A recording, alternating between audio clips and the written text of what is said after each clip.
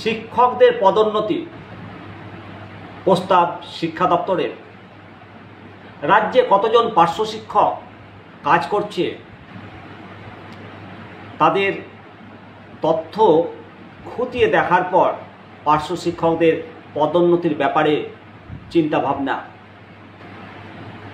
কবে হবে পার্শ্ব শিক্ষকদের পদোন্নতি? শিক্ষকদের পদোন্নতির চিন্তাভাবনা কবে কার্যকর হবে? অধীর আগ্রহে বসে রয়েছে পার্শ্ব শিক্ষকরা। আজকে শিক্ষকদের পদোন্নতি, পার্শ্ব শিক্ষকদের পদোন্নতি ঠিক কোথায়, আদৌ কি হবে, কবে হবে? আপনাদের সমস্ত কিছু চিন্তার নিরসন আজকের এই প্রতিবেদনে। নিমতিতা দর্শন, আপনাদের সঙ্গে আমি শিবরাম সরকার।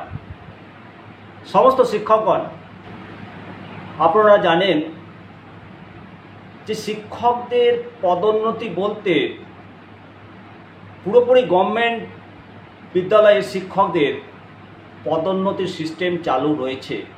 ক্যাশ ক্যারিয়ার অ্যাডভান্স সিস্টেম 8 বছর, 16 বছর এবং 24 বছরের নিরিখে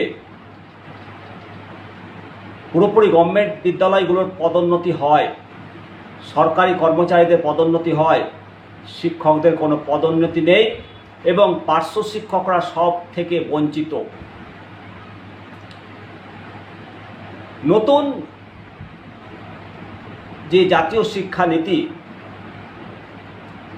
সেই জাতীয় শিক্ষানীতিতে গত বছর রাজ্যের মন্ত্রিসভার বৈঠকে এই প্রস্তাব পাস হয়েছে এবং মুখ্যমন্ত্রীর প্রস্তাবে শিক্ষকদের পদোন্নতির ব্যাপারে চিন্তাভাবনাও শুরু হয়েছিল। রাজ্যের স্কুল শিক্ষক, পার্শ্ব শিক্ষক, এদের কি কি বিষয়ের ওপর পদোন্নতি করা যেতে পারে, ঠিক কি বিষয়ের ওপর পদোন্নতি হওয়া উচিত,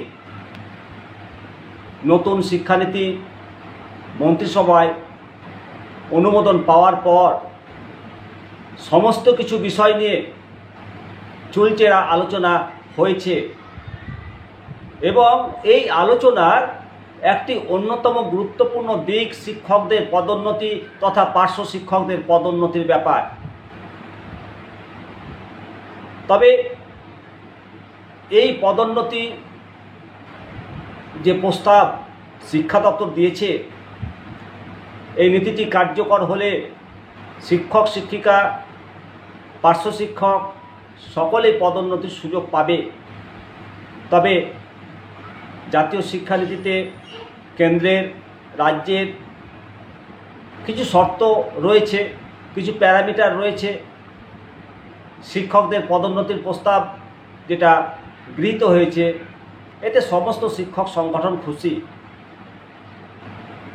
একটি নির্দিষ্ট সময়ের পর সিনিয়রিটির ওপর নির্ভর করে যদি এই পদোন্নতিটা হয়, তাহলে সমস্ত শিক্ষক লাভবান হবে এবং শিক্ষার্থীর স্বার্থে, ছাত্রছাত্রীর স্বার্থে শিক্ষকরা আরও বেশি করে নিজেকে নিয়োজিত করবেন।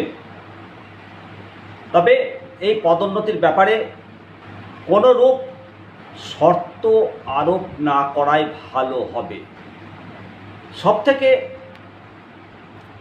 পদোন্নতি পার্শ্ব শিক্ষকদের খুব তাড়াতাড়ি দরকার, কারণ পার্শ্ব শিক্ষকরা হাড় ভাঙা পরিশ্রম করেন। আপনারা সবাই পার্শ্ব শিক্ষকদের ব্যাপারে অবগত আছেন।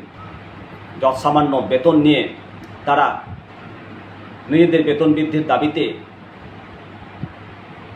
বিভিন্ন সময় আন্দোলন, হরতাল, বিভিন্ন বিক্ষোভ কর্মসূচি তারা গ্রহণ করেছেন। বর্তমানে পশ্চিমবঙ্গের শিক্ষা ব্যবস্থা নিয়ে প্রশ্নের শেষ নেই। অযোগ্য শিক্ষক, অযোগ্য নিয়োগ, সমস্ত কিছুর মাঝখান দিয়ে চলতে হচ্ছে শিক্ষক সমাজকে, অভিভাবক সমাজকে, ছাত্র সমাজকে। রাজ্য সরকার প্রচণ্ড বিড়ম্বনার মধ্যে আছে। তবে এত কিছুর মধ্যেও ক্ষীণ আশা হলেও আশা দেখতে পাচ্ছেন রাজ্যের পার্শ্ব শিক্ষকরা, রাজ্যের স্থায়ী শিক্ষকরা।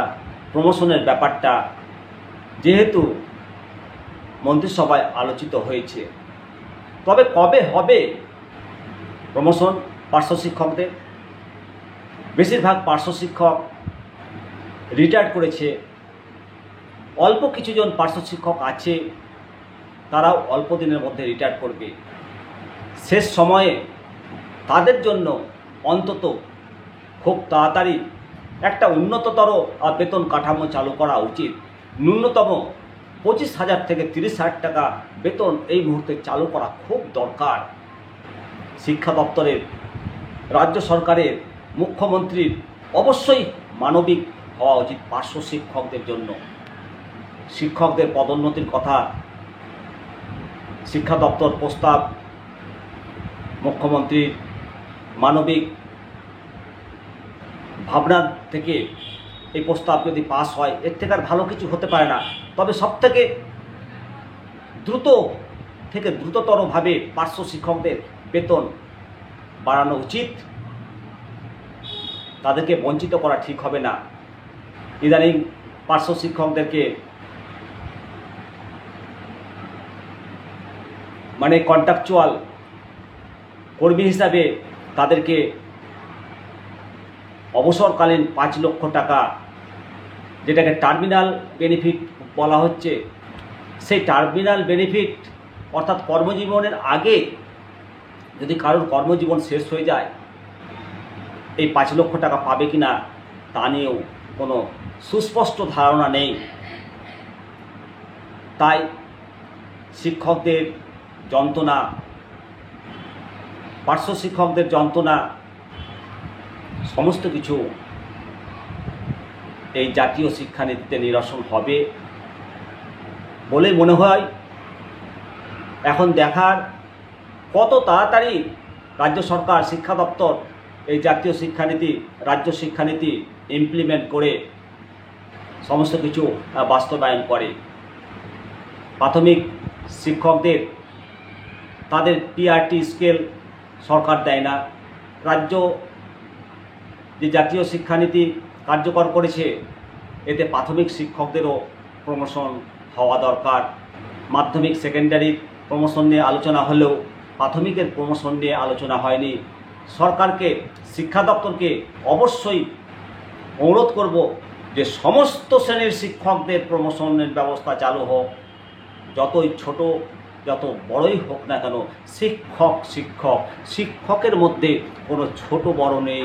প্রাথমিক শিক্ষক হলো বুনিয়াদি শিক্ষার হাতিয়ার। সুতরাং প্রাথমিক শিক্ষককে বঞ্চিত করে কখনোই শিক্ষার মানদণ্ড সম্পূর্ণরূপে সিট দ্বারা উঁচু করে দাঁড়াতে পারে না। বন্ধুগণ, আপনারা অবশ্যই কমেন্ট বক্সে কমেন্ট করবেন। সকলে ভালো থাকুন, সুস্থ থাকুন। আপনাদের সঙ্গে শিবরাম সরকার সকলকে জানাই ভালোবাসা ও নমস্কার।